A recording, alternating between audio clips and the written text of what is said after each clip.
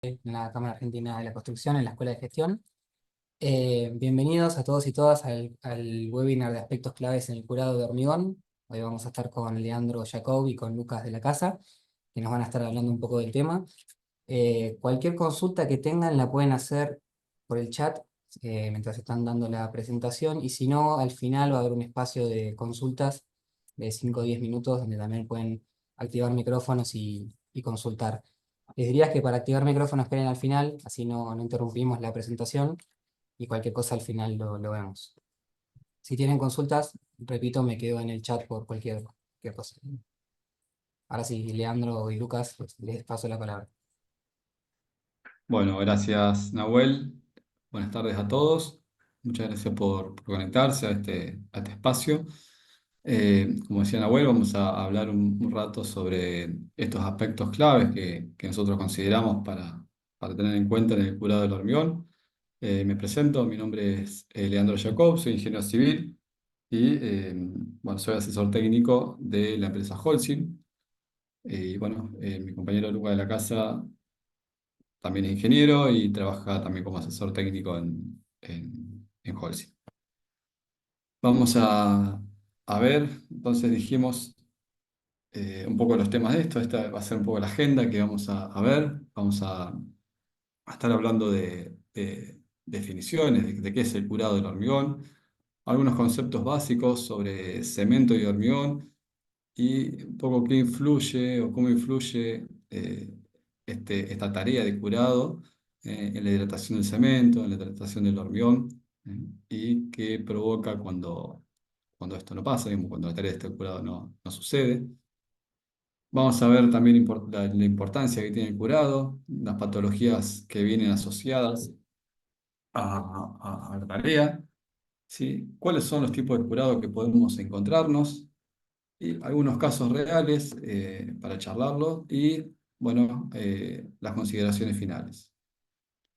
Como decía Nahuel, si quieren o tienen alguna pregunta en algún momento de la presentación, por favor, le dejan en el chat y al final de la presentación la vemos y la charlamos, ¿sí? Bueno, algunas definiciones. La CI, que es el Instituto Americano del Hormigón, dice que el curado es la acción adoptada para mantener las condiciones de humedad y temperatura en una mezcla una mezcla cementicia, una mezcla de hormigón recién colocada para permitir la hidratación del cemento y, si corresponde, las reacciones pozolánicas, de modo que puedan desarrollarse las propiedades potenciales de la mezcla de aglutinantes inorgánicos, agregados finos, agua y posibles aditivos para ser utilizados en diversas aplicaciones de la jardinería. En definitiva, lo que dice la ACI es que son todas las acciones que se pueden adoptar para eh, mantener el hormigón fresco, ¿sí? Con sus propiedades para las cuales fue diseñado, ¿sí? Vamos a ver que hay varias posibilidades, o ahí vemos en las imágenes algunas de las posibilidades que tenemos de curado de eh, estas máquinas que tenemos, estos elementos que tenemos para pulverizar, un aditivo químico para formar una membrana. Podemos tener también curados con mantas, podemos tener también curados a vapor. Tenemos distintas tipologías de curado, dependiendo también la estructura, dependiendo también las condiciones de borde que tengamos. Pero bueno, lo define como una tarea ¿eh? Eh, que tenemos que realizarle al hormigón o a la mezcla fresca. También nuestro reglamento habla y bastante sobre lo que es la protección y el curado del hormigón. Sí, bueno, ahí nombra que son acciones que se tienen que realizar inmediatamente después del colado del hormigón. ¿Sí? Tiene que estar protegido del sol, protegido del viento, protegido de la humedad, protegido, bueno, de la nieve, también habla del frío. Bueno, hay ciertas consideraciones que nos remite también el reglamento para realizar esta tarea, ¿sí? También hay un cuadrito bastante interesante donde nos indica cuáles son los periodos mínimos de curado que nosotros deberíamos tener o debemos tener en el hormigón. y ahí lo divide un poco por lo que son los tipos de cemento y la categoría resistente de esos cementos, ¿sí? Entonces ahí vemos que para un cemento, un ARI, un cemento de alta resistencia inicial, de categoría 50, bueno, ahí con 3 días de curado sería suficiente, ¿sí? Siempre y cuando la de diseño del hormigón sea de 7 días. Ya para hormiones poco más convencionales, que son los que nosotros por ahí estamos más acostumbrados a ver y a utilizar, que son los hormiones estos a 28 días, con la mayoría de los cementos, ¿eh? Y para la categoría 40 y 50, dice que el tiempo de curado mínimo son 5 días, para una categoría resistente a 30 megapascales. Eh, el tiempo de curado mínimo son 8 días, al igual que para los cementos CH, los cementos de alto. Para cualquier categoría, nos dice el reglamento que el tiempo mínimo de curado son 8 días. Fíjense que no es eh, tirar un poco de agua, digamos, y nada más, sino que además de hacer la tarea, la tenemos que continuar en el tiempo, ¿sí? También hay un autor, Adam Matthew Neville, en una de sus publicaciones, dice que el curado del hormigón es la más baja de las operaciones de baja tecnología, ¿sí? No necesitamos demasiada tecnología para curar, pero por eso muchos la ven como una operación tonta o una no tarea, dice, y el mal curado no se visibiliza, ¿eh? Eso es lo que nos dice Adam Neville. De todas formas, dice que enfatiza en la tarea del curado, eh, dice, porque dicha tarea puede hacer la diferencia entre tener un buen hormigón, o tener un buen hormigón arruinado por un pequeño esfuerzo, ¿sí? Entonces, fíjense, todos apuntan a que eh, puede ser una tarea de bajo esfuerzo, si se quiere, pero las consecuencias que trae no hacerla son muy grandes, ¿sí? Vamos a ver qué trae asociado esta no tarea, ¿sí? Entonces, fíjense, un buen hormigón podemos hacer todas las cosas bien, pero si el último pasito que tenemos que hacer que es el curado, no lo hacemos, podemos arruinar todo el esfuerzo que hayamos hecho anteriormente. Y frente a eso, bueno, vamos a ver algunos conceptos eh, muy sencillos, muy básicos de lo que es la tecnología del cemento y de hidratación del cemento y del hormigón, para entender un poquito uno de los factores que hace la pérdida de agua, ¿sí? Cuando hablamos de hidratación del cemento, bueno, vemos que, o sabemos que la reacción principal que ocurre cuando una partícula de cemento se hidrata, cuando toma en contacto con agua, nosotros empezamos la mezcla, bueno, se produce la hidratación de los silicatos de calcio en el clúster, que son los silicatos, los S3S, bueno, silicatos de calcio 2, eh, que mezclados con agua forman los eh, silicatos de calcio hidratados, ¿sí? Los llamamos como SCH, ¿sí? O también llamados gel de cemento. Esos silicatos de calcio hidratado también forman unos cristales que son los dióxido de calcio, también llamados por landita. Eh, y esto es con la hidratación del clúster eh, solo, ¿sí? Sin adiciones.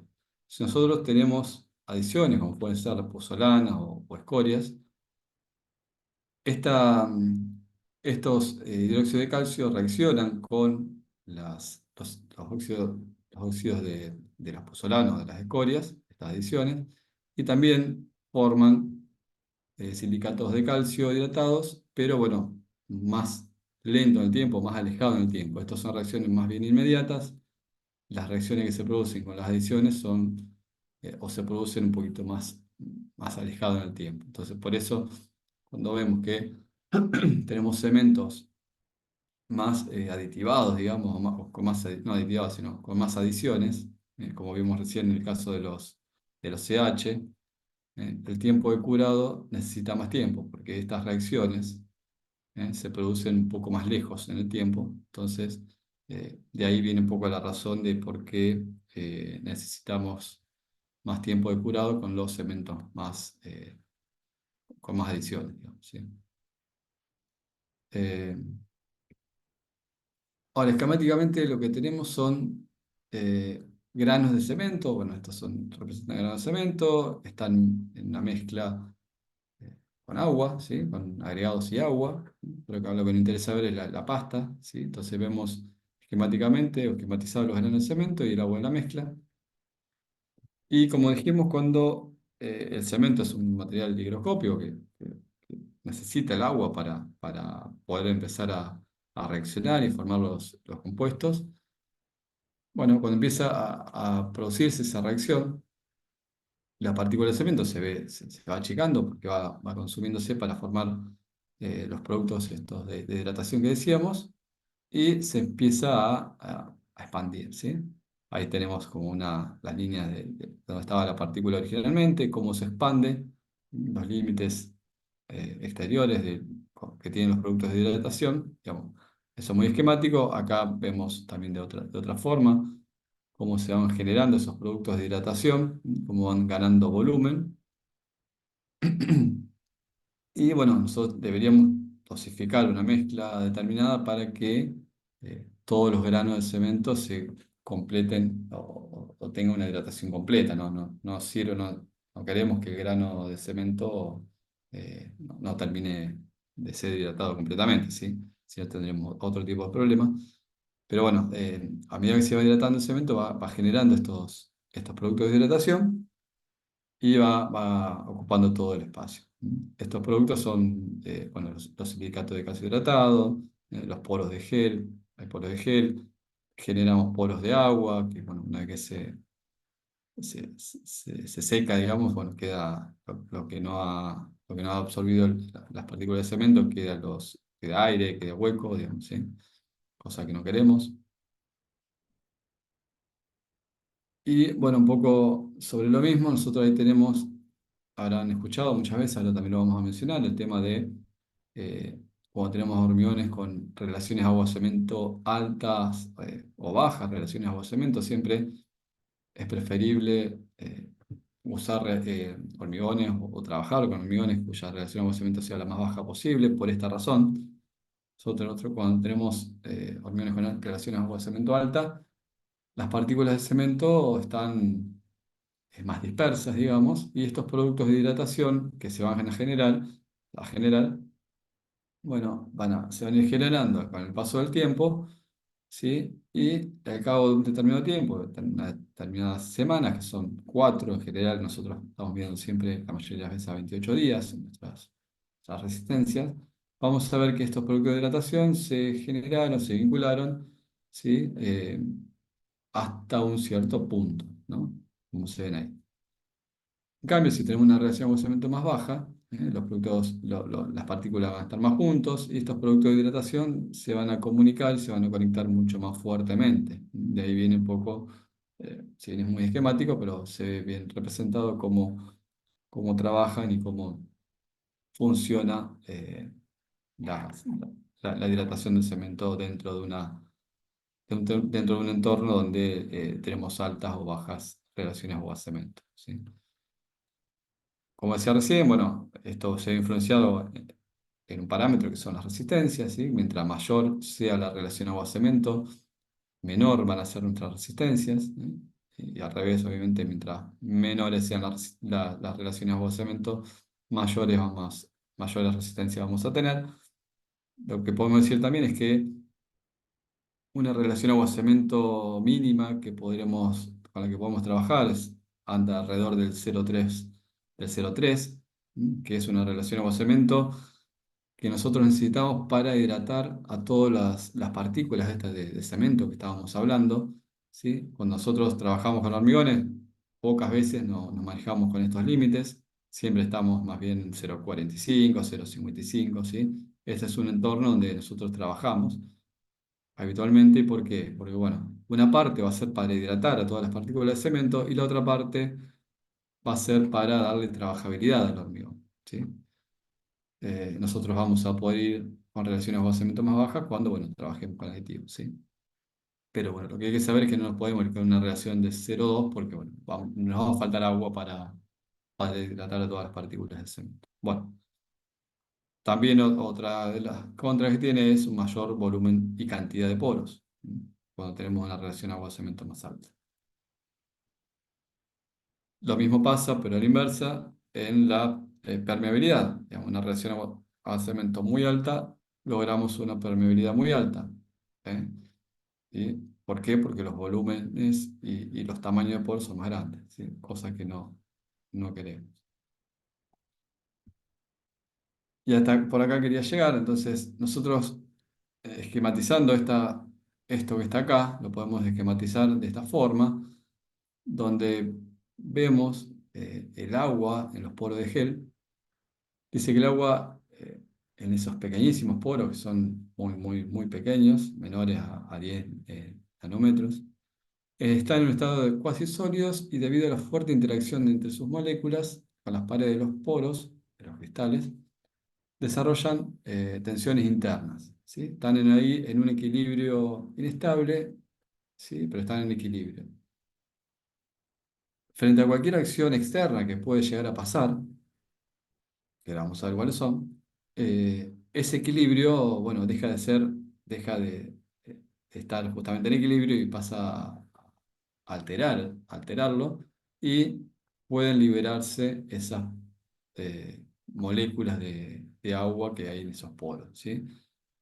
Esa remoción o esa evaporación de las moléculas eh, hace que entren en otro estado tensional y traten de reacomodarse esas partículas, ¿eh? Entonces, esa reacomodación de partículas hace que, bueno, aparezca la famosa retracción por secado, ¿eh?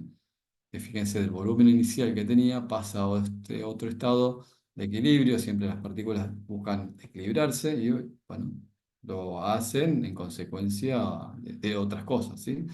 Y esa consecuencia fundamentalmente son las fisuras. El hormigón se fisura, no hay mucha vuelta, el hormigón se fisura. Lo que hay que hacer, es tratar de minimizar esas fisuras y en lo posible tratar de evitarlas, algunas las que se pueden evitar y las que no se pueden evitar, inducirlas a que se produzcan en lugares que nosotros querramos, para poder desde luego tratarlas. Pero hasta el día de hoy no existe el hormigón que no se fisure, ¿sí? Hay que trabajar para justamente limitarlas y encauzarlas para el lugar donde nosotros querramos que estén, nada más. Pero bueno, viene por acá. Entonces, ¿por qué todo el cuento este? El tema, esta palabrita que aparece acá, esta remoción por evaporación de las moléculas, es lo que nosotros tenemos que tratar de evitar. Tenemos que tratar de evitar esta evaporación. ¿Y cómo lo vamos a evitar? Justamente con un buen curado. De ahí, eh, de ahí viene toda la charla del día de hoy, un poco la introducción más técnica, si se quiere, de por qué tenemos que curar es esto. Ahora vamos a ver varios casos prácticos, pero de ahí te viene todo el tema del por qué curar. No queremos que se vayan las partículas de agua de la masa del hormigón que nosotros hemos diseñado para que estén ahí, no para que no estén. Eh, bueno, un poco la vida que tiene nuestro hormigón, ¿sí? Nosotros vamos a fabricar nuestro hormigón, vamos a mezclar el cemento con el agua en el minuto cero, el momento cero, y vamos a tener una línea de tiempo hasta los 28 días, ¿sí? Que es un punto referencial, digamos, que nosotros tomamos para obtener las resistencias determinadas del hormigón, ¿sí? Sabemos que el hormigón sigue creciendo, sigue tomando resistencia a medida que pasa el tiempo, pero bueno, un valor característico son las resistencias a 7 a 28 días, ¿sí? Entonces, bueno, tomamos como vida este hormigón, este tiempo, ¿sí? Entonces, del minuto cero de que el cemento se empezó a mezclar con el agua, con los otros materiales, hasta que se transporta, hasta que se coloca en el lugar, se compacta, se termina, bueno, pueden pasar hasta 2 horas, ¿sí? Que es lo que nos permite el reglamento. esos 120 minutos. Y cercano a ese tiempo, a las 2 horas, 3 horas, empieza ya lo que es el comienzo de fragua, ¿sí? Que puede extenderse hasta las 8 horas más o menos. Eh, y después ya empieza un proceso de, de toma de resistencia, ¿sí? Acá lo que está graficado son la deformabilidad que tiene el hormigón, ¿sí? En las primeras horas, ¿sí? Las primeras horas son donde más deformable es el hormigón, donde lo debemos trabajar en ese tiempo. Fíjense, en las 2 primeras horas tenemos una gran deformabilidad, ¿sí? Después se va perdiendo esa deformabilidad en función de su fragüe, ¿sí? Cuando ya llega al final del fragüe, ya la deformabilidad es más bien muy baja.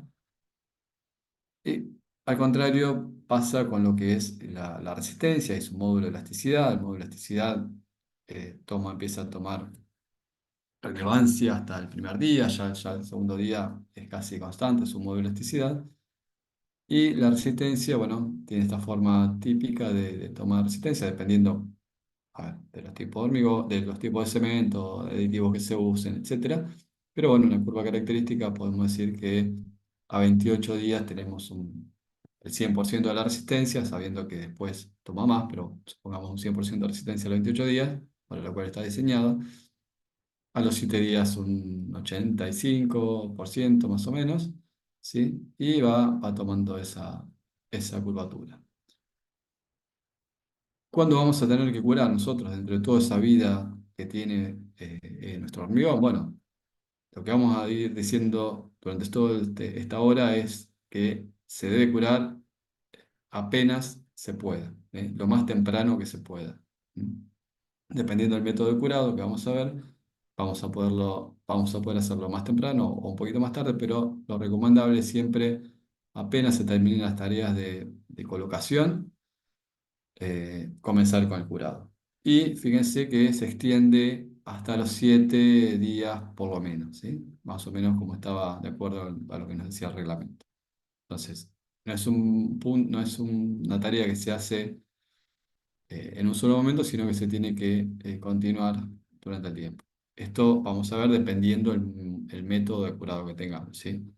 Pero en general podemos decir que no es una tarea puntual, sino que es una tarea que se tiene que mantener con el tiempo. Eh, bueno, la importancia del curado, bueno, un poco lo que veníamos diciendo recién, para que se desarrolle plenamente las reacciones de hidratación del cemento, si todo ese agua que nosotros diseñamos en la mezcla, tiene que estar ahí. Entonces, con un curado eso hacemos que se mantenga ese agua, no se pierda, no se evapore.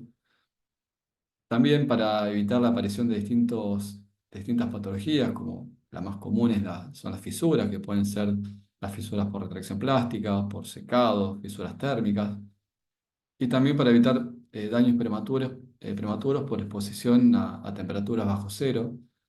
Eh, Esto también, bueno, por ahí no pensar solamente que el curado es el regado con agua o esta aspersión de una membrana, sino también vamos a ver que hay curados con mantas, ¿sí? Mantas aislantes, ¿sí? Entonces eso también es un curado o el curado a vapor mismo. Entonces, evitar la fisura y evitar que el hormigón se congele, por decirlo de una forma, y al congelarse el agua interna expanda su volumen y pueda provocar también algún daño, una fisura irreparable. Bueno, todas estas tareas de curado implican una mayor calidad, resistencia y durabilidad del hormigón, ¿sí? Algunas metodologías de curado, bueno, existen distintas metodologías. Como decía recién, la más habitual por ahí son este empleo de membranas líquidas o de líquidos que forman una membrana. También lo que decíamos recién, el empleo de mantas o film de distintos materiales que evitan o reducen la evaporación del agua, ¿sí? La evaporación del agua y también estas mantas por ahí evitan o ayudan a que los agentes externos, como el frío, por ejemplo, o las heladas, afecten al hormigón joven, ¿sí? Eh, Hablando un poco de lo que son las membranas, se debe aplicar el producto con un equipo adecuado, en forma pareja, una cantidad suficiente que muchas veces es indicada por el fabricante. Les recomiendo que vean lo que dice el fabricante del producto para ver la dosificación. Y a tiempo, que no es menor. Este tipo de solución tiene la particularidad que lo podemos aplicar inmediatamente una vez que se terminan las tareas de determinación, justamente. Dependiendo del producto, se pueden aplicar en dos capas en direcciones cruzadas para lograr esa mayor efectividad que necesitamos que tenga. Y lo que hay que verificar siempre es que se forme la membrana o nata en esa película que vamos a ver ahora en un videito también. Las membranas que están formuladas a base de solventes o resinas, eh, que no son solubles al agua, son bastante o mucho más eficientes que las que tienen base acuosa. Eh, y tienen, como dije recién, la particularidad o el beneficio de poder aplicarlas inmediatamente.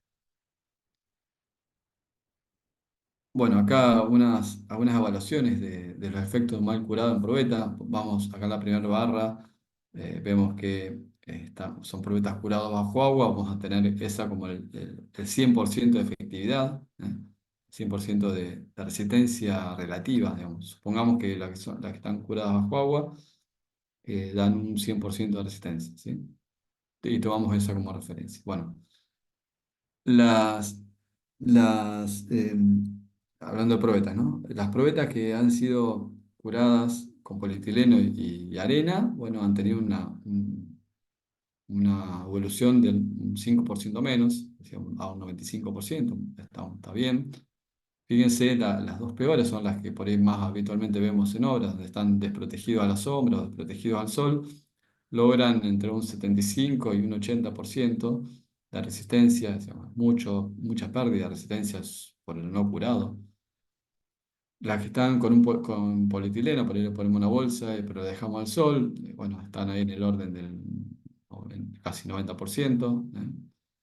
Con un pequeño esfuerzo de correr eso mismo a la sombra, ya estamos casi al 100%. Entonces, eh, fíjense la importancia que tiene ese curado inicial, si bien estos son resistencias potenciales, ¿sí? Lo que estamos midiendo en probetas, pero bueno, si es algo con lo que lo vamos a guiar y lo que nos vamos a- a tomar como referencia, bueno, es importante que esta tarea, no solamente los 25 varillazos, los golpes, sino esta es una tarea más de la confección de las probetas, ¿sí? Ese curado inicial que tenemos que hacer. Bueno, acá una comparativa de retracción. Este es un estudio que se hizo en un piso con una mezcla determinada. Eh, ¿Cómo fue la retracción en estado plástico de los hormigones? Eh, se hicieron varias pruebas con hormigones curándolos y sin curados. Fíjense la retracción, la expansión que han tenido unos y otros. Los que están acá abajo son los que están curados, tienen un agente curador y los que no tienen un agente curador. Esto implica que se fisure o que no se fisure. Esto implica poder hacer paños más grandes, por ejemplo. Bueno, un poco lo que comentaba anteriormente, que todo esto hace a que, digamos, todo esto del no curado hace que podamos tener algunas patologías asociadas a esto. Y la más frecuentemente, la más común de todas que podemos ver son la aparición de fisuras. Eh, Esto un poco lo venía al principio que le decía, estas bolitas celestes que se iban, este agua que se evaporaba, bueno, y generaba un estado tensional interno dentro de la masa del hormigón, bueno, generan este tipo de patologías como son las fisuras. Ahí vemos esquemáticamente este esquemita, por ahí lo han visto, aparece en muchos lados, pero estaba bueno como para sintetizar y ver la cantidad de fisuras que podemos tener en una estructura de hormigón, ya sean en elementos planos, en elementos masivos. Bueno, podemos tener distintos tipos de patologías. Bueno, todo lo que están mencionadas acá no son por causa del curado, pero sí varias de estas que aparecen acá. Bueno, acá tenemos fisuras plásticas, asentamiento plástico, una junta ineficiente. Acá tenemos, bueno, fisuras que se producen por un mal hormigón seguramente, donde puede penetrar el agua o la humedad y el aire y oxidar las armaduras y provocar las fisuras en concordancia con las armaduras. Bueno, varios tipos de fisuras que podemos tener, pero lo que nos interesa ahora es ver estas cuatro. Nos vamos a detener en una, pero podemos ver que dentro de ese cuadrito, eh, estas fisuras por asentamiento plástico, las fisuras por contracción plástica, las por contracción térmica, contracción por secado, bueno, todas ellas en mayor o menor medida están influenciadas las causas principales o secundarias, o las causas, digamos, de estas apariciones de fisuras están influenciadas por el curado, ¿sí? La que está marcada acá más oscura es la de contracción plástica, justamente es la que tiene como causa principal un secado temprano y rápido de la superficie del hormigón. Estamos hablando de minutos, fíjense, 30 entre la primera media hora y las 2 horas, 360 minutos. Digamos, esto es prácticamente inmediato. Y como causa secundaria, para los asentamientos plásticos, las contracciones térmicas, la contracción por secado, también pueden tener como causas secundarias el no curado, siendo las causas principales, bueno, otras que no viene el caso ahora, pero también tienen como causas secundarias el tema del curado. Vamos a ver un poquito ahora el tema de la contracción plástica, que es lo que tiene como causa principal el tema del curado. Em, Estas fisuras por contracción plástica, bueno, como ven ahí, no sé si se llegan a ver, pero se ven como arañitas, pequeñas fisuras que aparecen más que nada en elementos de este tipo, en elementos de grandes superficies, ¿sí? Fíjense que ahí parece que han curado, o de hecho han tirado algún elemento, algún material, pero no fue suficientemente alto, o de la cantidad suficiente para cubrir y generar esa membrana. Fíjense cómo estaba acá. ¿Sí? Es un curado no eficiente y creería que tampoco a término. Por más que hubiese sido término y en estas condiciones no cumple ninguna función. ¿Sí? Curará este pedacito, pero todo el resto del pavimento va a estar sin curar. Y fue lo que pasó justamente que aparecieron ese tipo de fisuras. Este tipo de fisuras que se ven acá, que son bien paralelas entre sí, son causa del viento. Nosotros seguramente ese pavimento ha habido un viento en esa dirección y ha secado más rápidamente esa, esa zona, en esa dirección, la losa del pavimento, y se generan fisuras de ese tipo. Por una rápida evaporación del agua en esa capa. Fíjense que recién le decía viento, le decía temperatura, mal curado. Otro aspecto importante es la humedad. Acá ven gráficos, hay 3 gráficos donde mostramos la humedad, la velocidad del viento y la temperatura ambiente de distintos días, septiembre, un año determinado, 4 días de septiembre, cómo va variando durante el día estas condiciones de humedad, de velocidad del viento y de temperatura ambiente. Vemos que la humedad durante el día baja, vemos que el viento, bueno, es bastante errático, pero por general es un poquito más alto durante las horas ahí está lo que está marcado, de 8 a 23, el horario de trabajo y luego como el hormigón se va evolucionando. Y las temperaturas ambiente también suelen ser mayores en el periodo donde está el hormigón, ahí en estado fresco todavía, ¿sí?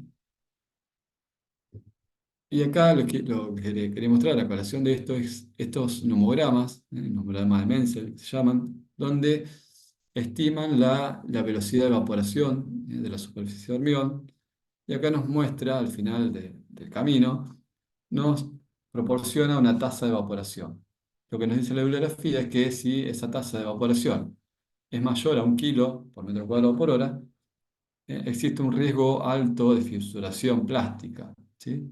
Y lo que nos recomiendan es que se deben tomar medidas para prevenir esa pérdida excesiva de humedad en la superficie del hormigón. Si esa tasa de evaporación es mayor al 0,5, acá aparece el 0,5, 1, 1,5, existe un riesgo moderado y pueden requerirse medidas de cuidado. No sé si han visto alguna vez estos nomogramas, pero lo que hacemos acá es entrar con la temperatura del aire. Por eso estaba acá temperatura ambiente, la humedad y velocidad del viento.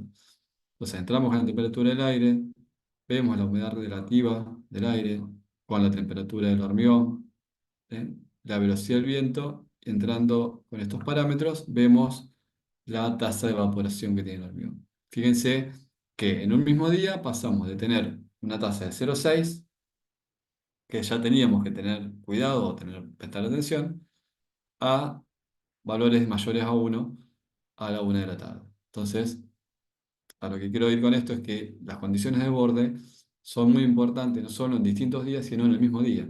Pueden variar mucho. Entonces, frente a esto, lo recomendable siempre es, apenas se terminen las tareas de colocación, determinación, es curar de la mejor forma posible. Bueno, ahí te dejo, Lucas, para que siga con el resto. Gracias, Lea. Buenas tardes a todos. Bueno, ahora lo que vamos a, si se escucha bien, ahora lo que vamos a ver son los distintos métodos de curado que hay. Y está bien que sea así porque lean la primera parte de esta charla la dio para entender el por qué hay que hacerlo. Y es muy importante saber el entender el por qué, porque después podemos entender bien para qué y cómo hacerlo. Porque no es lo mismo que te den una orden o aprenderla sin saber el fondo de la cuestión, a que uno sepa y entienda para qué está haciendo cierta acción y con qué fin la está haciendo. El curado del hormigón puede realizarse a través de varios métodos. ¿Y de qué va a depender de esto? Bueno, principalmente va a depender del tipo de la estructura, ¿sí?, que tengamos. Y también va a depender del contexto, ¿sí? Porque no siempre contamos con las mismas herramientas, lamentablemente, los contextos por ahí donde estamos localizados en una obra puntual, lejos de a lo mejor la posibilidad de disponer de agua o lejos de la posibilidad de un acceso fácil, o es muy distinto curar una estructura para un pavimento que si estoy hablando curar elementos prefabricados en una industria. Entonces, por decirte, va a depender de qué, del tipo de estructura y del contexto del cual esté rodeado, ¿sí? Y estos métodos van a ir de los más convencionales, que seguramente todos los que están acá alguna vez han curado hormigón, ¿sí?, hasta lo más avanzado, ¿sí? Pero del método más convencional al más avanzado, el objetivo es el mismo, ¿sí? Garantizar que el hormigón alcance las propiedades de resistencia y durabilidad para el cual fue diseñado. Y acá en este webinar vamos a estar hablando y profundizando un poquito sobre el curado con agua, el curado por sellado con alguna membrana de curado, el uso de mantas aislantes, el curado por vapor y vamos a hablar también mucho sobre el curado de hormigón para ensayos a compresión simple en probetas. Ahí está, ahí está. Bueno. El curado con agua. Es un método, este método se basa simplemente en la aspersión de agua fría sobre la superficie de hormigón, ¿sí? Una vez que el hormigón ya ha terminado su proceso de fragüe, ¿sí? Se recomienda realizar, como vimos anteriormente en lo que explicó Lean, depende el tipo de obra y el cemento que use, pero se recomienda realizar mínimamente esta acción durante los primeros 7 días de vida útil de la estructura, ¿sí? Y ahí pueden ver en los ejemplos que es dentro de las variables por lo que lo podemos aplicar. Pueden ver en fotos donde hay directamente un aspersor ubicado, alimentado por una manguera en medio de la estructura, o en la otra obra donde es una estructura muy grande. Esta foto, por ahí yo le digo que está muy buena, en una obra donde me tocó estar. Es una estructura, fue un colado de hormigón de una superficie muy grande y que como la aplicación era a través porque no era fácil acceder con una bomba por donde estaba ubicada la obra y el contexto, se tenía que ir curando a medida de que se iba avanzando con el colado, porque la superficie era muy grande y la primera parte de la estructura ya estaba expuesta a mucho tiempo, mientras iban terminando de colar la última sección, como ven ahí. Y si se alcanza a ver, bueno, están toda la gente manejando la, la- la manguera de colado y hay una persona ahí que se ve que está con la manguera ya empezando a suministrar este tipo de curado con agua, porque puntualmente era una zona también donde era en el norte argentino, era en verano y hacía mucho calor, ¿sí? Entonces, el curado con agua básicamente es suministrarle por aspersión agua fría al hormigón una vez que ha fraguado durante los primeros 7 días hábiles, ¿sí? Lea si puede ir a la otra. Ahí está. Eh, ¿Qué se recomienda también o qué yo recomiendo? También tenemos que ver el contexto. Si estamos en verano, por ahí es mejor suministrarle este riego 2 veces al día, una a media mañana y otra a medianoche. Si estamos en invierno, tal vez con una sola vez que lo hagamos, ya estamos curando de manera eficiente la estructura. Otros métodos que también se usan, ¿sí? Y que tienen éxito en la vida diaria de la obra, ¿sí? Por ejemplo, me ha tocado en losas, ¿sí? Que le hacen un cordoncito, ¿sí? Con cualquier material, sea un material que tenga poca permeabilidad, digamos. Se hace un cordoncito y se lo llena con una pileta. Se lo llena a modo de pileta. ¿Por qué se hace esto? Muchas veces, ¿qué pasa? Y como dijo Lea en una de las primeras filminas, se cree que el curado es una tarea que no es importante y como muchas veces requiere que personal esté extra colado, ¿sí? Requiere de que una persona se quede y se ocupe una vez que se hizo todo el esfuerzo de volcar hormigón en una estructura. Muchas veces o nadie lo quiere hacer o requiere de horas extras o por ahí simplemente no se le presta atención. Y una forma muy fácil de evitar esto es que no andar dependiendo de una persona. Bueno, por ejemplo, como ven en la foto de la izquierda, se hace un cordoncito al borde de la estructura, ¿sí? Y se la llena con agua. Este agua va a permanecer mucho tiempo y me va a evitar a mí que dependa mucho de una persona que esté constantemente esparciendo agua sobre ella, ¿sí? Y la otra foto de la derecha, que yo también hago mucho hincapié, generalmente este tipo de curados está muy, muy arraigado a lo que son obras viales o obras de losa, las cuales tienen una superficie expuesta, ¿sí? Eh, muy, muy, muy grande, apenas termina el colado, o sea, el fragado del hormigón es muy importante de controlar. Pero en los elementos verticales también es importante curar, ¿sí? Porque es también hormigón. Y muchas veces, ¿qué pasa? En elementos verticales, ¿qué pasa? El encofrado por ahí se mantiene primer día, ¿sí? Depende de la temperatura, puede abarcar casi las primeras 24 horas, ¿sí?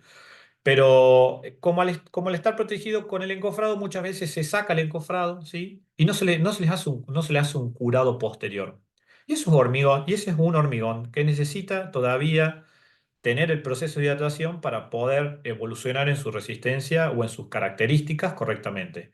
Entonces, ahí como ven en la foto, es necesario cuando tenemos elementos verticales también realizar este tipo de curado. Y este método es muy eficiente, simplemente con una manguera o con cualquier aspersor, aunque sea una vez al día, le proporcionamos agua en su superficie para que pueda desarrollar, vuelvo a decir, sus características y su resistencia de manera correcta. ¿Sí?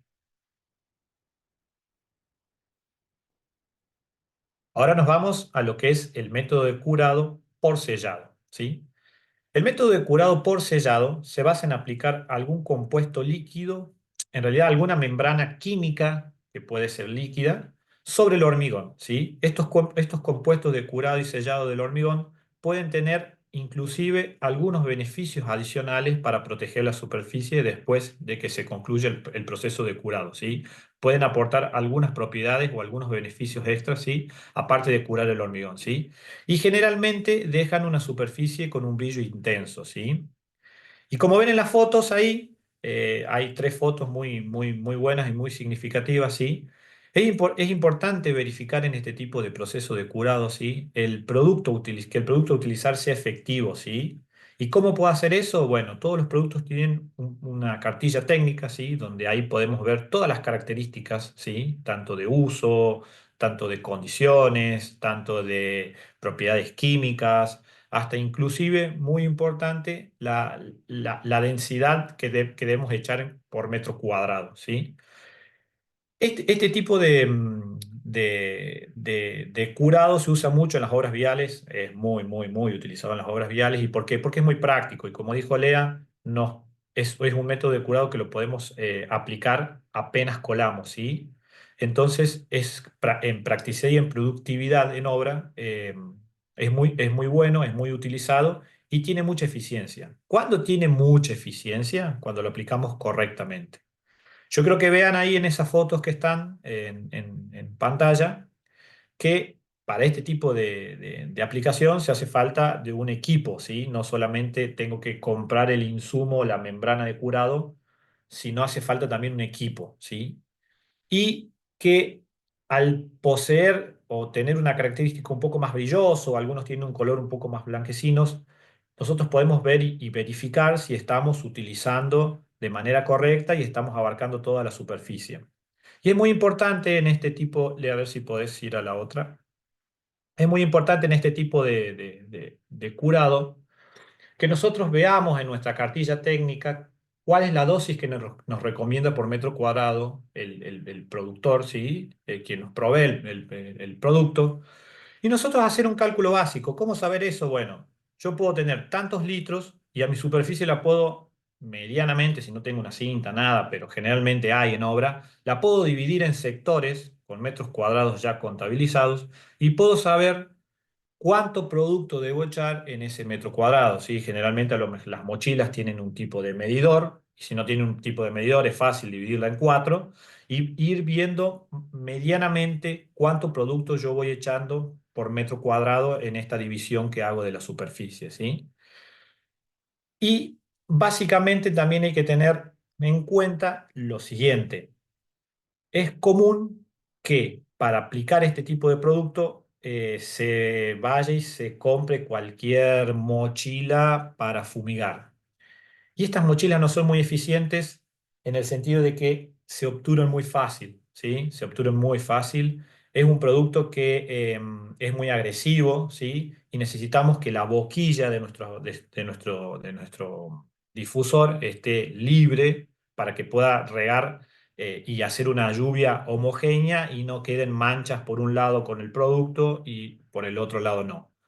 Entonces, siempre se recomienda tener estas mochilas que tienen un pequeño motor, digamos, cuya boquilla es muy ancha y hace una lluvia bastante grande sobre la superficie del hormigón, ¿sí? Y visualmente estar atento que quien controla esta tarea o quien la realiza, vuelvo a decirte, divida por sectores, por metros cuadrados conocidos y trate de aplicar todo el producto que es considerable aplicar. Siempre de lo que me dice la cartilla técnica para arriba, nunca menos. ¿Por qué? Porque si no, la eficiencia del producto no, la eficiencia del curado no va a ser la óptima o no va a ser la mejor, ¿sí? Entonces, recomendaciones para este tipo de curado es tener la mochila adecuada, ¿sí? Verificar que la mochila esté en condiciones, esté limpia y que su habitáculo receptor no esté contaminada con otro producto. ¿Por qué digo esto? Y ustedes sonarán por ahí que esto es muy obvio. Pues no, no es obvio. Nos ha tocado ir a muchas obras donde nos llaman que tienen fisuras, ¿sí? Y nos dicen, pero si nosotros aplicamos membrana de curado. Y cuando vamos a ver y hacemos el relevamiento, nos damos cuenta, primero, nos ha tocado casos que las mochilas estaban contaminadas con otro producto, o que las mochilas no eran eficientes, o que habían traído un tambor que no era de la membrana de curado que habían adquirido para esa obra. Todos estos son aspectos que influyen a la hora de la eficiencia del curado por sellado con alguna membrana de este tipo química, ¿sí? Y es muy importante tomarse el tiempo y verificar que la superficie que yo estoy tratando de curar sea completamente, que la membrana de curado sea completamente distribuida en la superficie de una manera muy homogénea, que quede totalmente pulverizada la superficie, ¿sí? Para evitar tener manchas o sectores en algún lado con más membrana y menos membrana, y lo cual me puede provocar que mi tarea sea deficiente. Vamos a la otra, Lea. Y acá es donde yo quiero mostrar, hay una imagen muy interesante ahí. ¿Cuándo podemos ver si estamos aplicando bien la membrana de curado? Y pueden ver ahí que hay como un pop-out, ¿sí? Que es de una burbuja, ¿sí? Que quiere salir y no puede y queda esa superficie como encapsulada. Y eso quiere decir que mi membrana sí está siendo eficiente y que mi colocación está siendo eficiente, ¿sí?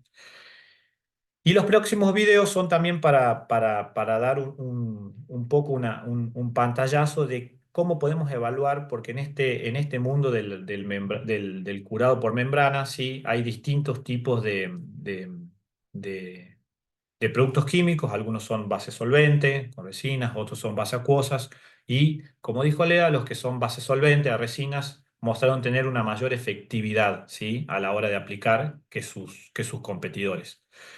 ¿Y cómo podemos evaluar una membrana de curado? Bueno, mediante un ensayo muy, muy, muy casero, ¿sí? Se lo puede hacer en laboratorio, en su laboratorio de obra, y el cual consiste en un recipiente, ¿sí? Llenar con líquido, con agua, y luego rociar la membrana con la membrana de curado que voy a utilizar, ¿sí? La dejo actuar, y en los videos siguientes pueden ver las pruebas que le hacemos. No sé, Silvia, si querés poner ahí el primer video.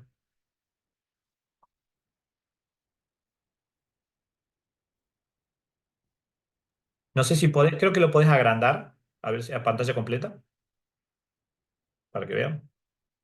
Bueno, acá como ven, eh, sí, se roció, se dejó curar la membrana de curado y se le hace una prueba de tacto, ¿sí? Esa prueba de tacto ahí nos confirma que se formó una película lo bastante buena que impide que el hormigón esté en contacto con la superficie. En cambio, la otra, apenas metemos el dedo, se está probando dos membranas ahí, apenas metemos el dedo, se nota que se puede traspasar muy fácilmente, ¿sí? Y lo cual hace que nos da un pantallazo de que esa membrana no es muy, muy óptima para la obra que queremos. Y también se forma como una nata, ¿sí?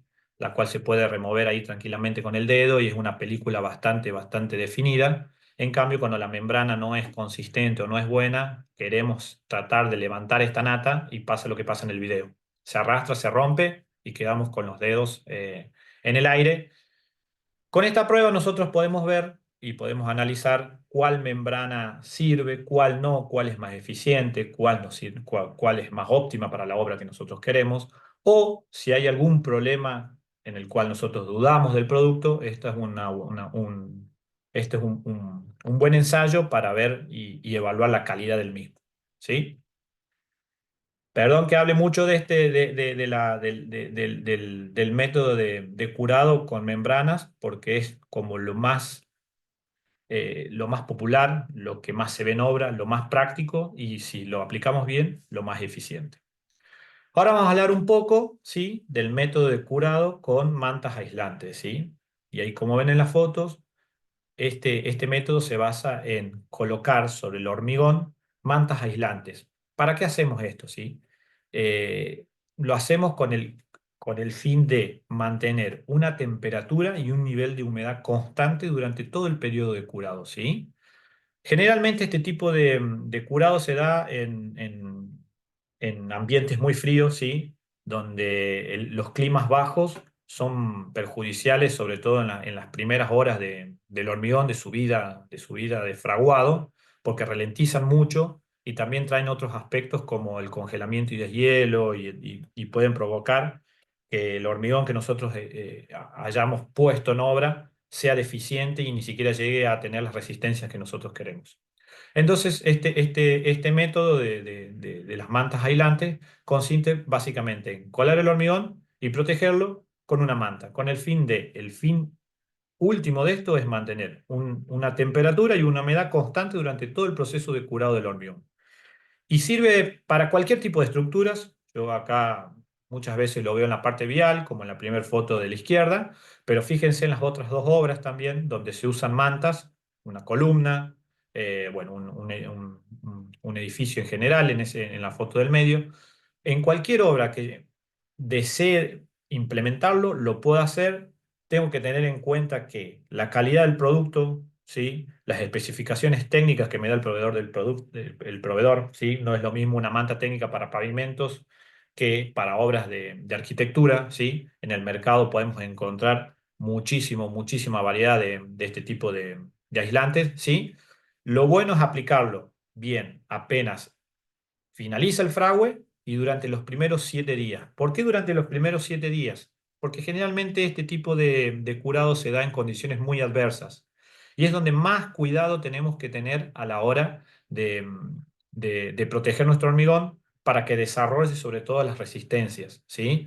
El clima frío es un enemigo del desarrollo de las resistencias y prolonga mucho los fraguados, ¿sí? Lo cual puede provocar unas catástrofes bastante grandes. Entonces, este método de poner mantas aislantes sirve mucho para estos climas fríos.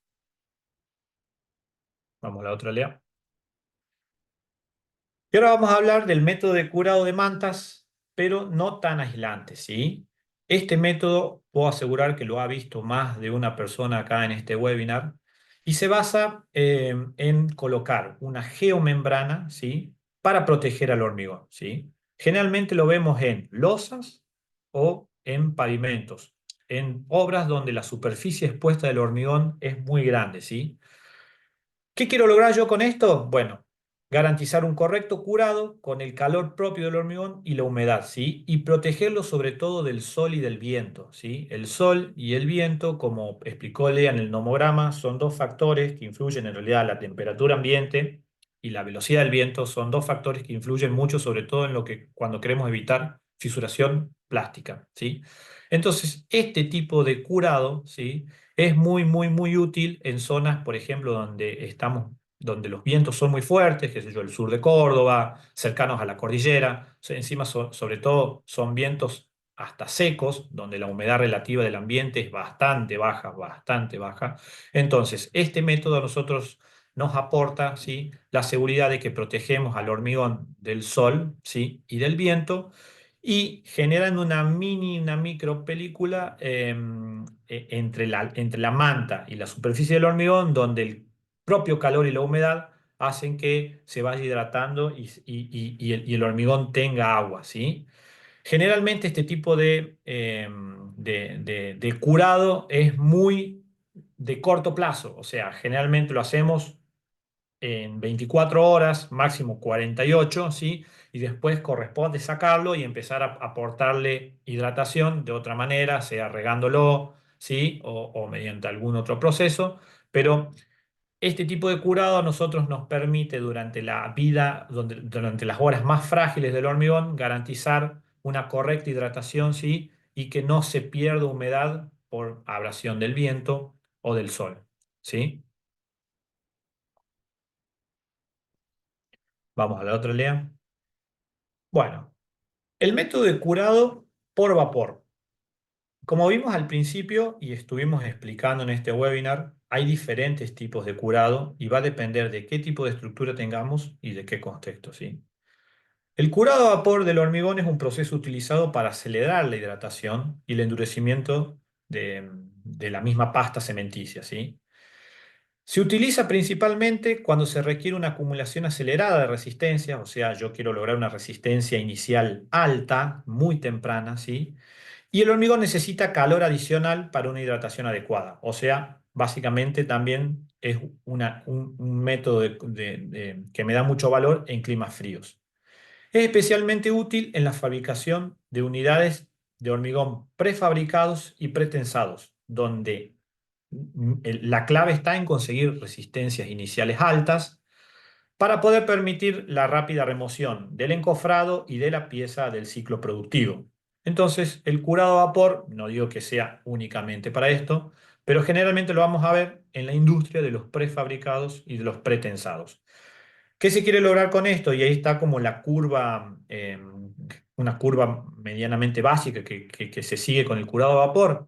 El curado a vapor lo que hace es agregarle mucho calor, ¿sí? A la pieza de hormigón, ¿sí? Acelera principalmente los procesos de hidratación, lo que generan resistencias iniciales muy elevadas. Fíjense que estamos hablando de que de 20 grados, una temperatura ambiente en una industria, se lo lleva a 70 grados, ¿sí? Estamos hablando de un golpe de calor bastante, bastante, bastante fuerte, ¿sí? Y ese proceso se hace en las primeras 5 horas de haberlo colado. Generalmente son mezclas también demasiado secas, no son mezclas que sean bombeables, digamos, pero básicamente lo que yo hago es elevar mucho la temperatura, mantener esa temperatura, ¿sí? Y luego enfriar la pieza. El vapor me permite esto, entonces con el exceso de calor que le estoy dando, yo acelero el proceso de fragua y obtengo resistencias iniciales muy elevadas. En climas fríos, también esto es muy útil porque, como dije, el clima frío lo que hace es ralentizarme el proceso de fraguado. Entonces yo, mediante este curado a vapor, yo lo que hago es como, eh, como dejar de lado el frío del ambiente y darle una temperatura óptima para que el hormigón pueda desarrollar su resistencia de manera correcta. ¿Es siempre así de 20 a 70? No. Las empresas de prefabricados y premoldeados ya tienen su receta. Y receta quiere decir la temperatura a la que se aumenta y los tiempos en que se aplican esas temperaturas. Y esto también depende si es en verano, primavera, otoño o invierno, porque, vuelvo a decirte, la temperatura ambiente es muy cambiante en esas 4 estaciones y tienen que regular este proceso, sí, para poder tener el mejor beneficio. Si seguimos, Lea. Bueno, tenemos dos tipos de curado a vapor. Tenemos el curado a vapor bajo presión atmosférica, ¿sí? En este método, las temperaturas varían desde los 20 hasta los 70 o 90 grados, dependiendo la época del año en la que nos encontremos, ¿sí? Y del tamaño y de la geometría de los elementos que nosotros queramos curar, ¿sí? Se utiliza principalmente para fabricaciones de grandes piezas, ¿sí? Que tienen grandes volúmenes o grandes superficies, y las estructuras cerradas que se hormigonen en un lugar cerrado y controlado. Después tenemos el curado a vapor de alta presión, ¿sí? El curado de vapor de alta presión ya estamos hablando de que someter a las estructuras que no son muy grandes en superficies a temperaturas de 160 a 190 grados y también una presión de 80 a 170 psi. O sea, es un curado para estructuras muy particulares que conlleva una infraestructura demasiado grande por las condiciones de temperatura y presión que se la somete. Como ventajas del método de curado a vapor, tenemos que tenemos unas rápidas resistencias iniciales en climas fríos, ¿sí? Una rápida resistencia inicial, un aumento de la velocidad de producción, ¿sí? Si yo tengo un correcto curado a vapor en una industria de prefabricados y premoldeados, yo puedo acelerar mi proceso productivo porque saco el encofrado mucho más rápido, retiro esa pieza mucho más rápido de la línea de producción, ¿sí? Y es mucho más rápido, ¿sí? En comparación a otros métodos. ¿Qué desventajas tengo al curar al vapor? Primero, las limitaciones en superficies grandes, ¿sí? El curado a vapor en largas líneas de producción o o en un pavimento o en una losa, ¿sí? Es un poco impráctico porque necesitamos que el vapor sea suministrado de manera homogénea en toda la pieza y envolver toda la pieza de hormigón. Se requieren trabajadores calificados, no es que lo pueda hacer cualquier personal, y el costo inicial es mucho más alto porque obviamente estamos hablando de que necesitamos una infraestructura que primero me suministre el vapor y luego me lo tire en la superficie de hormigón de una manera homogénea y muy eficaz, ¿sí? Entonces, generalmente este tipo de curado lo vemos mucho en fábricas y en industrias y no tanto en obras a la intemperie. Vamos a la siguiente, Lea. Bueno, vamos a hablar un poco del proceso de curado de probetas, ¿sí? Las probetas de hormigón, yo siempre digo, son como el documento que nosotros tenemos que nos resguarda de la calidad del hormigón, ya sea como jefe de obra, como productor de hormigón o como inspector, ¿sí? Es el documento madre cuando hay hormigón en el medio, es la probeta, ¿sí? ¿Y cómo nosotros podemos hacer para que ese documento represente y sea válido y represente realmente la calidad del hormigón que se suministró en obra? Bueno, básicamente lo tenemos que curar bien. En el gráfico que vemos a la izquierda van a ver 3 líneas, ¿sí? Y está representado la resistencia relativa en porcentaje, ¿sí? ¿Qué quiere decir esto? Básicamente, si yo soy un hormigón H25, debería llegar a los 25 megas, ese sería mi 100% de resistencia relativa, ¿sí? Y vemos que la línea en rojo representa una probeta que no fue curada. O sea, nosotros tenemos que al inicio se empieza a desarrollar la resistencia dentro de ese hormigón y vemos que si no curamos una probeta, con mucha suerte vamos a alcanzar el 50% de nuestra resistencia relativa. Si nosotros aunque sea curamos esas probetas 3 días, ¿sí? Al aire, ¿sí? Después de estar 3 días las curamos, vemos que nuestra evolución de resistencia ya es un poco mejor y llega al 75%, ¿sí? Si nosotros curamos esa probeta 7 días, que es lo mínimo que nosotros decimos generalmente que hay que curar cualquier estructura de hormigón, vemos que estamos en el rango del 100% de resistencia relativa. Y si le hacemos un curado permanente a cualquier estructura de hormigón, créanme que las resistencias van a seguir evolucionando y fíjense que tenemos hasta un 100, hasta un 125% de resistencia relativa. Este gráfico a nosotros nos muestra la importancia de curar el hormigón. Leandro al principio nos mostró un gráfico de barras, que ojalá lo hayan prestado atención y veían cómo evolucionaba una probeta que era curada y una probeta que era curada, semicurada y no curada.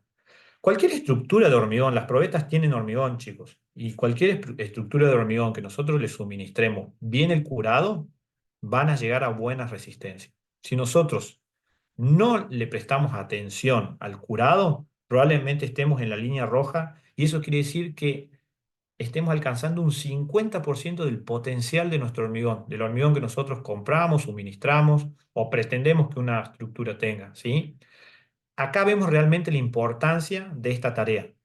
Es casi el 50% del éxito que nosotros podemos llegar a tener a largo plazo de una estructura es debido al curado, ¿sí? Podemos aplicar, vibrarlo bien, tener nuestro encofrado bien hecho, pero si nosotros no curamos las estructuras, no vamos a tener una buena resistencia.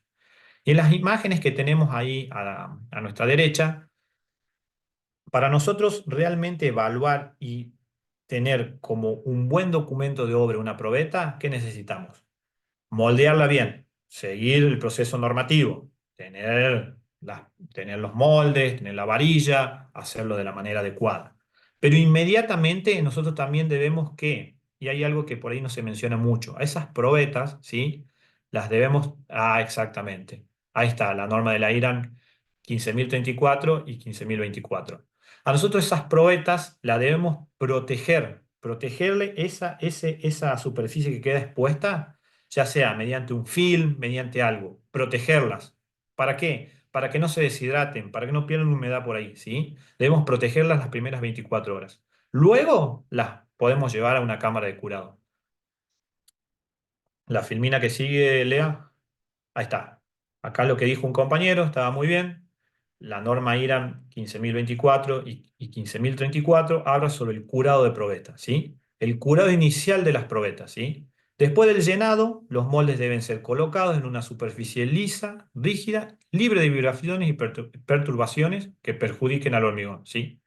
Y durante las primeras 24 horas, todas las probetas en obra se almacenan protegidas de la intemperie bajo condiciones capaces de mantener la temperatura ambiente, ¿sí? Donde se encuentra el hormigón, evitando cualquier tipo de movimiento y pérdida de humedad. ¿Qué pasa en una obra? Muchas veces, ¿por qué digo que hay que protegerlas? Muchas veces no tenemos un galpón, no tenemos una oficina técnica donde llevar las probetas, luego apenas las hacemos, ¿sí?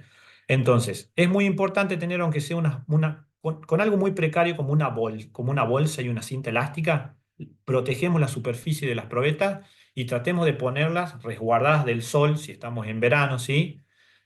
Para que esas probetas no sufran el exceso de temperatura que hay en verano, digamos, y podamos eh, tener en esas primeras horas una evolución y un proceso evolutivo de resistencia lo mejor posible, ¿sí? Las primeras 24 horas, ¿sí? Eso es muy importante que tengan en cuenta. Las primeras 24 horas son muy importantes en el proceso evolutivo de las resistencias de hormigón, ¿sí?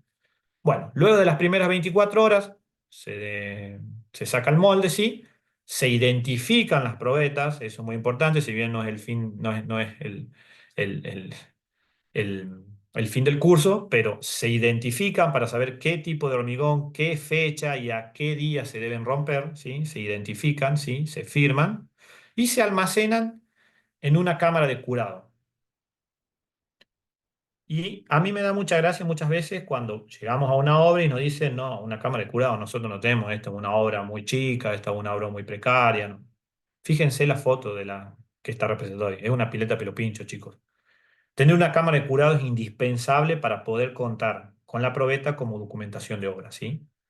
¿Qué hacemos? Básicamente, llenamos una pileta, un tambor, si tenemos una oficina que hicimos una cámara de curado específicamente para eso, mejor, pero llenamos cualquier recipiente que tengamos que pueda soportar agua, lo tenemos ahí, ¿sí? Y básicamente le aportamos agua con una solución saturada de hidróxido de calcio o en una cámara húmeda. Básicamente mucha gente lo que hace es echar el hidróxido de calcio y tratemos de que esta pileta, tambor o cámara de curado que nosotros hacemos también esté protegida de la intemperie. ¿Qué quiere decir esto? Básicamente mantengamos la temperatura del agua a 23 más menos 2 grados. Muchas veces podemos tener resistencias térmicas que nos permitan tener la temperatura del agua adecuada, sobre todo en invierno, pero si nosotros resguardamos o tenemos la precaución de dejarlo en un lugar donde medianamente nosotros como seres humanos podemos estar en las 24 horas del día haciendo documentación técnica de obra, el proceso de curado va a servir y va a ser eficiente, ¿sí? Entonces, es muy importante, repito, que los primeros 24, las 24 horas de la probeta, esta sea protegida, ¿sí? Sea protegida, se la lleve, no quede ahí tirada al lado del sol o al lado de superficies donde se vibre, se siga la obra, cosa que el hormigón que esté ahí adentro sufra alguna perturbación, ¿sí? Y luego de esas 24 horas yo pueda desmoldarla y llevarle a una pileta de curado. Y acá vemos muchas fotos más de obra. Vean cómo está una probeta recién hecha al costado de la obra. En otra foto vemos cómo se le pone una bolsita, ¿sí? Y luego va a la pileta de curado, ¿sí? Eso es como el ABC de las probetas para que nosotros el día de mañana, cuando querramos ver qué resistencia tiene ese hormigón y rompamos la resistencia a la compresión simple, la probeta sea un documento que realmente nos dé una connotación de qué tipo de hormigón nosotros le suministramos a la estructura que tenemos ahí en obra, ¿sí? Y bueno, fíjense, la foto de abajo también es un cajoncito, lo llené de agua, las puse ahí a las probetas. No hace falta tener ni una cámara de curados muy sofisticada, ojalá todo el mundo la tenga, pero en obra nosotros nos podemos desenvolver con un mínimo gasto, ¿sí? Nos podemos desenvolver y tener nuestro proceso de curado de probetas correctamente. Bueno, hasta ahí vimos los tipos de curado que hay, ¿sí? Y ahora vamos un poco también a que les mostremos en casos de la vida real para que ustedes digan que esto no es solamente libros, qué pasa y cuál es la importancia del curado en obra, ¿sí? Lea, te dejo este espacio a vos, que vos es una obra que estuviste vos, así que te doy el micrófono. Dale. Bueno, acá básicamente un poco la continuación de lo que estaba hablando Lucas recién. Esta es una obra, o la obra que se hizo la autopista Rosario-Córdoba. Bueno, lo que se hacía, bueno, justamente con las probetas para lograr esa resistencia potencial que esperábamos, era hacer las probetas, y como era un hormigón muy seco y tenía mucha resistencia, tenía mucha resistencia, tenía mucho cemento, con lo que generaba, además del calor del medio ambiente, generaba un calor interno de la propia hidratación del cemento, ¿sí? Pues es una reacción exotérmica. Entonces, lo que se veía es que si nosotros hacíamos la tarea habitual de hacer la probeta e ir al otro día a desmoldarlas, por más que las pongamos a la sombra y las cubramos, siempre teníamos baja resistencia o resistencias muy variables, mucha dispersión. Entonces lo que se tomó, se vio que en la IRAM aparece también ahí, donde habla, bueno, cuando tengamos temperaturas determinadas y resistencias determinadas del hormigón, lo recomendable es poner inmediatamente la probeta en agua. Fíjense que están hechas y se han dispuestos estos cajones y una vez que moldeadas, a los pocos minutos se ponían así como estaban, a los pocos minutos de moldeado directamente en el cajón con agua, ni siquiera desmoldadas, ¿sí? Con el molde y todo, ¿sí? Entonces, eso evitaba que el calor externo y el calor interno propio del hormigón generara estas bajas resistencias o estas resistencias tan dispares, tan dispersas. Eh, lo que se vio, bueno, se hizo un estudio entre diferentes temperaturas, y se vio que la resistencia con curados iniciales al aire fue del promedio del 12% menor que la que se desarrollaba con el curado inicial inmediatamente sumergido. ¿Mm? Esta diferencia se vio para un amplio rango de temperaturas iniciales del hormigón, que fueron, bueno, entre 24 y 43 grados centígrados. ¿Mm? Eh, Fíjense la importancia, un 12% es muchísimo, ¿no? Y acá en este gráfico lo que se ve es que esto que está en línea de puntos es la temperatura ambiente, cómo bajaba y subía durante el día, en los periodos de tiempo. Lo rojo es una probeta curada del aire, cómo acompañaba esa, esas temperaturas ambientes, ¿sí?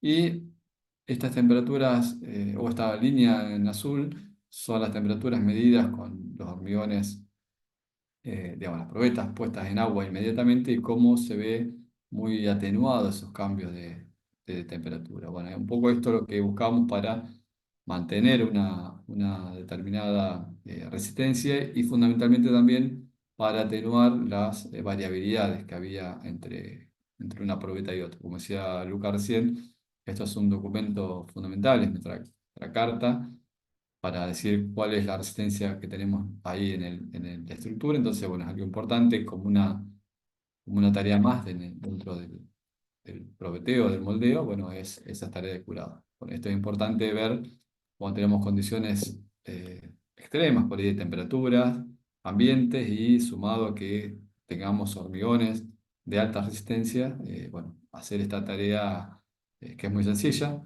pero bueno, fíjense cómo ayuda a mitigar y a reducir estos impactos. Sigamos en tu caso. Bueno, el otro caso que les traje acá, que me pareció muy interesante, muy lindo también, fue en la Ruta 82 en Mendoza. Durante la época de verano, digamos, se estaba haciendo el proceso de colado de hormigón pavimento, ¿sí? De la Ruta 82 ahí en Mendoza, una obra bastante grande que lleva mucho tiempo ya, ¿sí? Y nos llaman, digamos, porque estaban teniendo problemas no podían controlar la fisuración plástica, ¿sí? Y ellos nos decían que aplicaban la membrana de curado por sellado, como vimos, y entonces no entendían el por qué, qué es lo que podría pasar, si podríamos ir a ver qué es lo que pasaba. Bueno, eh, yo me saqué a la obra, ¿sí? Y para darles un contexto, las condiciones en Mendoza en ese momento eran que, el que puede estar en Mendoza son vientos bastante elevados, sí, y una humedad relativa bastante baja, ¿sí? Entonces yo me paré un día, vi cómo trabajaban y entonces, porque muchas veces el hormigón se fisura y tenemos que empezar a buscar el por qué y cómo solucionarlo, más que nada, es buscar la razón para ver cómo podemos solucionarlo. Y se propuso el siguiente lineamiento de trabajo, ¿sí? Que se limpien y se acondicionen todos los equipos, ¿sí? Que estaban utilizando, ¿sí? Porque podría haber estado contaminado con otro producto, ¿sí? Que se limpien todos los equipos, ¿sí? Y lo que se prestó mucho más atención es en realizar el rocío de la membrana de curado de una manera mucho más lenta y al ras, ¿sí? Porque el constante viento, aunque si estaban ahí en hora lo iban a ver, el constante viento hacía que cuando salía de la boquilla del rociador de la membrana, se dispersaba y muchas veces ni siquiera alcanzaba a caer en toda la superficie del hormigón, se dispersaba en el aire, ¿sí? Y anexo a eso, para evitar cualquier tipo de situación en que la membrana no haya caído con la densidad que decía la cartilla técnica, ¿sí? Del proveedor, por el viento, era colocar una geomembrana sobre la superficie como extra protección. O sea, combinar dos tipos de curado para ver si podemos solventar este problema. El que sigue, Leo. Acá vemos, yo llevé para medir las condiciones ambientales y ese día que se aplicaron la solución esta, teníamos como una temperatura ambiente de 16 grados, un viento de 19 kilómetros por hora, ¿sí? Una humedad ambiente del 52% y una temperatura del hormigón medida con termómetro de 24 grados, ¿sí?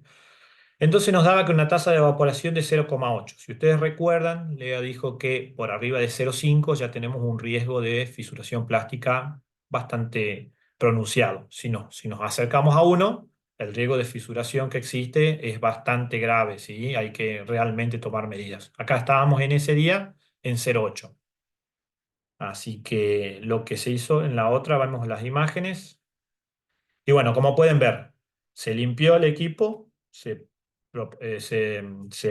proporcionó la membrana de curado por sellado, bien al ras, ¿sí? Se dividió la superficie por tantos metros cuadrados y se iba midiendo el contenido de membrana que se aplicaba por superficie. Extra, se le aplicó una geomembrana. ¿Cuál fue el resultado? Al otro día no hubo fisuras, gracias a Dios. Esto se repitió un par de días más para demostrar que no fue casualidad de un solo día. Y se pudo llegar a que así se pudo controlar en ese contexto tan adverso la fisuración plástica, ¿sí? ¿Qué se hubiese mejorado? Tal vez si no ven en la foto ahí, para mejorar. Y el tema de la colocación de la membrana, de la membrana geotextil. ¿Por qué? Porque muchas veces se pegaba tanto a la superficie y que dejaba una marca o una superficie, una rugosidad estéticamente no muy linda, ¿sí? Pero con el constante viento, por más que se quería lograr que haya un espacio entre el hormigón y la geomembrana, el viento azotaba mucho y hacía que la membrana se termine pegando a la superficie del hormigón. Yo prefiero tener algo no estético a que algo fisurado, y fue la conclusión del jefe de obra también. Así que bueno, de esa manera, en esa obra, pudimos solucionar combinando dos tipos de curado aplicando una membrana de curado, ¿sí? Base solvente y un geotextil como extra protección, ¿sí? Entonces, así pudimos solucionar ese problema en una obra en Mendoza. Y ahora vamos a dar unas recomendaciones finales sobre este webinar que quiero que se queden y es como la base de todo esto. Y la primera es curar con regado continuo, inundación, láminas plásticas, membrana de curado, mantas aislantes, lo que sea, siempre hay que curar el hormigón, ¿sí? El curado debe extenderse por lo menos durante los primeros 7 días después del colado, ¿sí? Ahí nosotros estamos garantizando que nuestro hormigón va a tener una correcta evolución de resistencia, ¿sí? Curar toda la superficie de manera uniforme, sin olvidar juntas, bordes y esquinas. Es muy importante, no solamente el medio, sino toda la superficie del hormigón, porque toda la superficie del hormigón está predispuesta a sufrir los defectos de la falta de agua, ¿sí? En clima caluroso, colocar el hormigón en horarios que aseguren la menor temperatura ambiente y protegerlo de vientos moderados a fuertes y de una alta insolación. Como hablábamos, yo siempre diferencié cuando las temperaturas ambientes son elevadas a cuando son bajas. Si son elevadas, básicamente tenemos que tratar de hacer coincidir que las primeras horas de la vida útil donde se está generando el proceso de fraguado y de evolución de resistencias no coincida con la máxima temperatura del día. Eso es una forma también de proteger al hormigón, ¿sí? Y de asegurarnos que nuestro proceso de curado sea lo más eficiente posible, ¿sí? Proteger la losa de la evaporación y de la expansión del sol y el viento apenas se termine el acabado superficial. Puedo decirte, generalmente, sin desmerecer las obras verticales, como ya vimos, tabiques y columnas, pero no las losas y pavimentos tienen desde el minuto cero una fuerte superficie expuesta al ambiente. Entonces es ahí donde yo debo prestar muchísima más atención a la hora de curar y de prevenir cualquier patología que un curado deficiente pueda traer, ¿sí? Y en el clima frío también proteger el hormigón, ¿sí? Las temperaturas muy bajas pueden ocasionar retrasos de fragüe, demoras o contratiempos en la tarea de terminaciones. Para esto están las mantas aislantes o propiciar un curado a vapor o cualquier método que haga que la temperatura, que las condiciones de temperatura y humedad, sobre todo en las primeras horas y los primeros días de nuestro hormigón, se vean afectadas, ¿sí? Eso es como las claves más básicas que a mí realmente me gustaría que les quede de este webinar.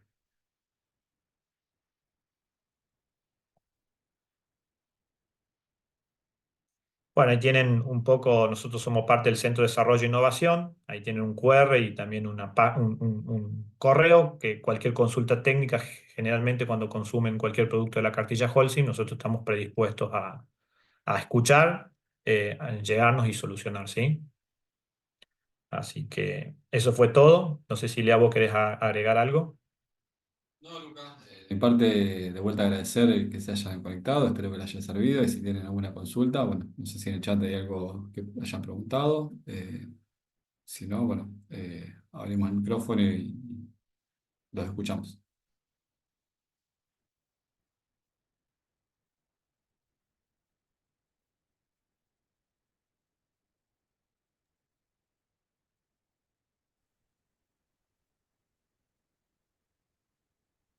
Bueno, ahí Luis dice que sí podrían tener esta presentación, seguramente sí. Vamos a hacerla en PDF y se la pasamos a la gente de la Camargo para que ellos lo distribuyan si la necesitan. Y creo que está siendo grabada la charla, así que bueno, también seguramente en la página de la escuela quedarán los archivos que corresponden a esta capacitación. Así que yo calculo que en el transcurso de la semana que viene va a estar todo subido ahí.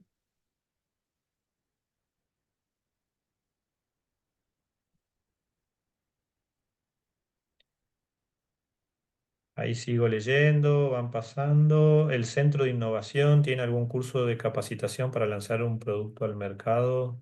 Em, Somos generalmente los que ideamos y hacemos todo el proceso de innovación cada vez que Holcim larga un producto nuevo al mercado, ¿sí? Pasa por el CDI, es como la cocina.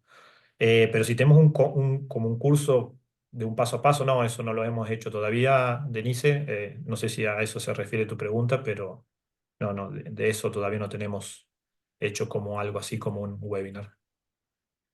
Eh, Se indica agua saturada. Tenía entendido que podía ser agua.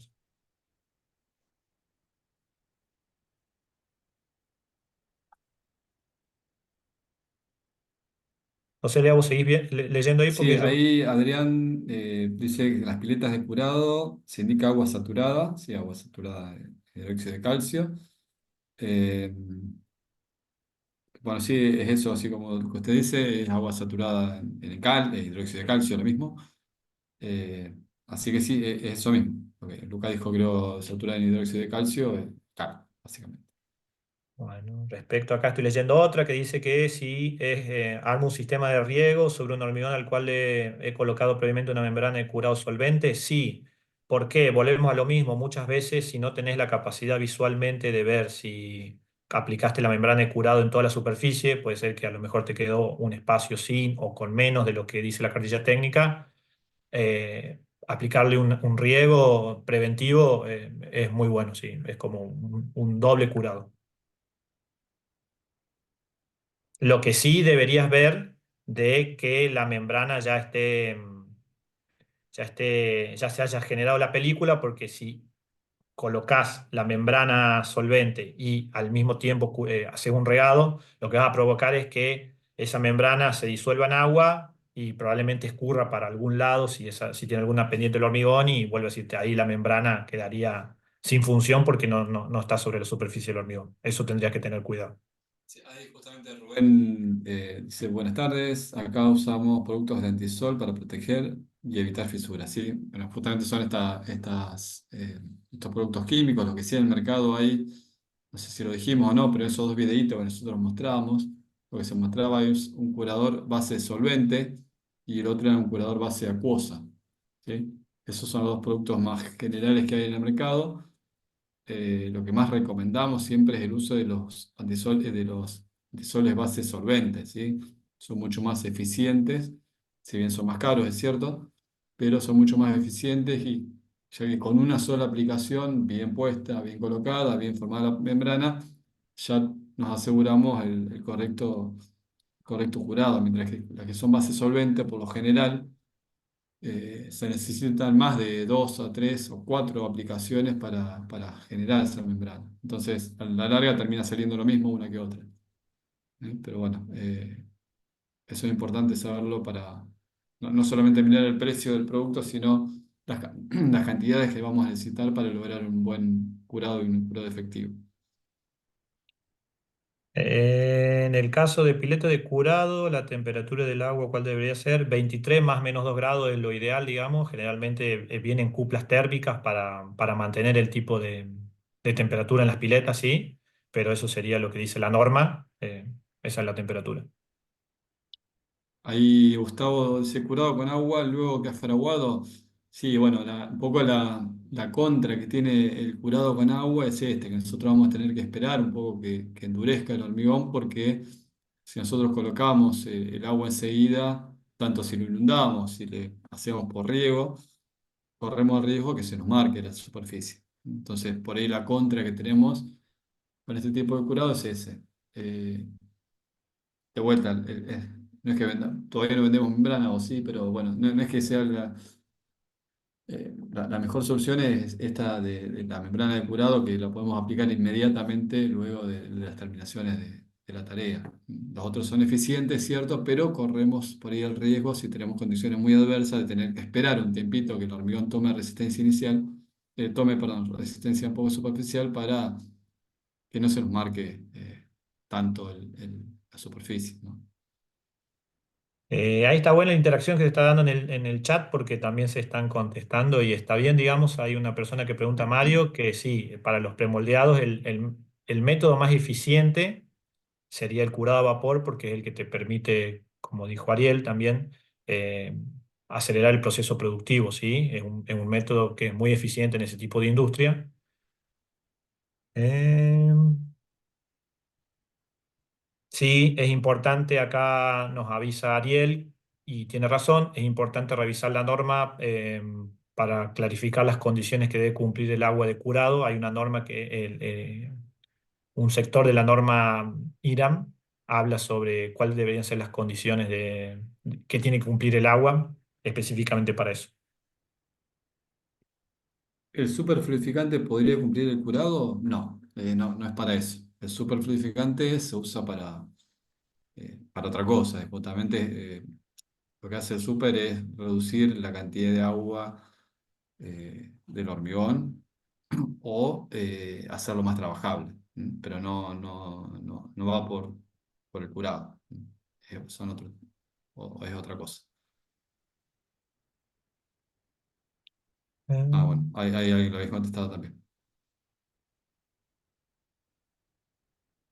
¿Qué importancia le darían a mejorar previamente los elementos estructurales en una losa para que no se pierda agua del hormigón en los fenólicos terciados o si es despreciable? No, es muy importante que no se pierda nada del agua del hormigón bajo ninguna circunstancia. De hecho, parte de los problemas de curado vienen por eso, ¿no es cierto?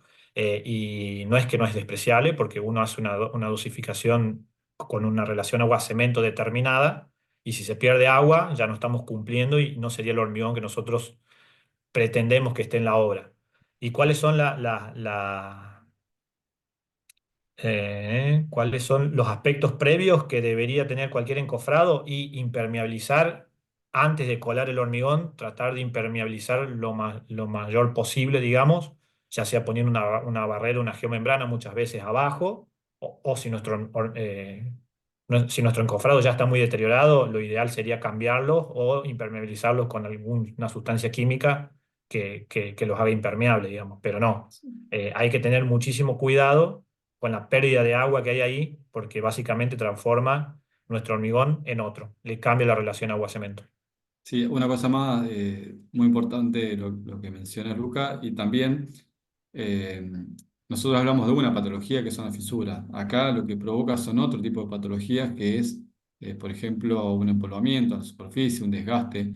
Esta toma de agua de los encofrados hace que tome ese agua, ese encofrado, y lo que haga una superficie más débil. Es otro tipo de patología, pero también asociada a esto.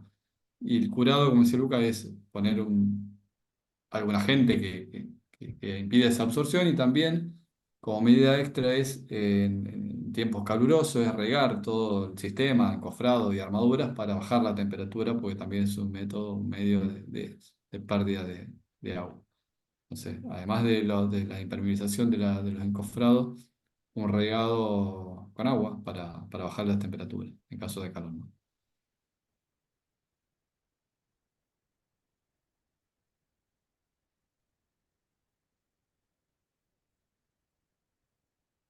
En caso de hormigones masivos en tiempo frío, cuál sería el método de curado más recomendable en caso de la temperatura durante el tiempo de curado llegue por debajo de los 0 grados?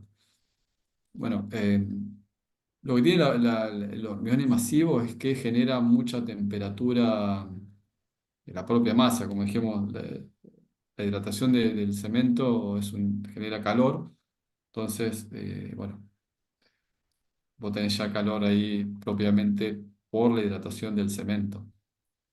Depende, hay muchos factores, pero bueno, lo que vos, si tenés muy baja temperatura, vas a tener un gradiente térmico muy alto, entonces podés provocar fisuraciones por diferencia por gradiente de temperatura. Si tenés ese caso, por ahí es más recomendable, y si tenés la posibilidad de generar un ambiente más amigable, digamos, si tenés que colar sí o sí, o si no si podés esperar otro momento, se puede esperar, pero si, bueno, estás en el sur y no puedes esperar, eh, por ejemplo, bueno, generar un ambiente tal que no se produzcan grandes diferencias o grandes saltos térmicos entre la masa de hormigón, que va a tener una temperatura considerable, y el exterior. En ese caso, para agregar lo que dice Lea, además de la importancia del curado, también es la importancia de hacer un modelado térmico del hormigón para que nuestra mezcla sea lo más eficiente de acuerdo al contexto a la que esté la estructura, ¿no? Exactamente.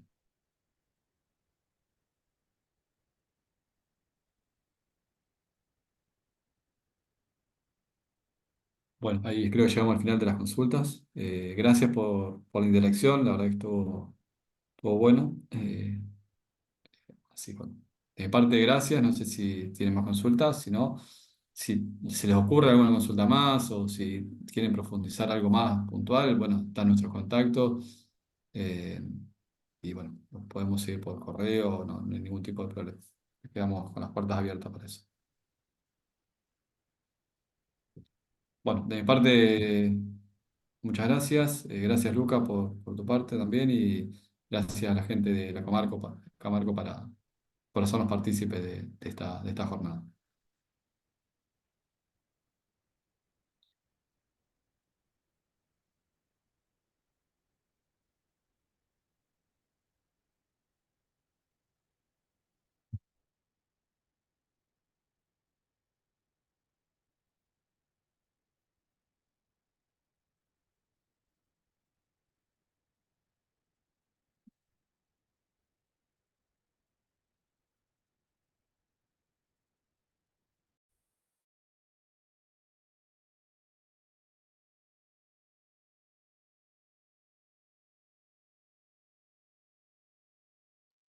Bueno, buenas tardes. Nos vemos la próxima.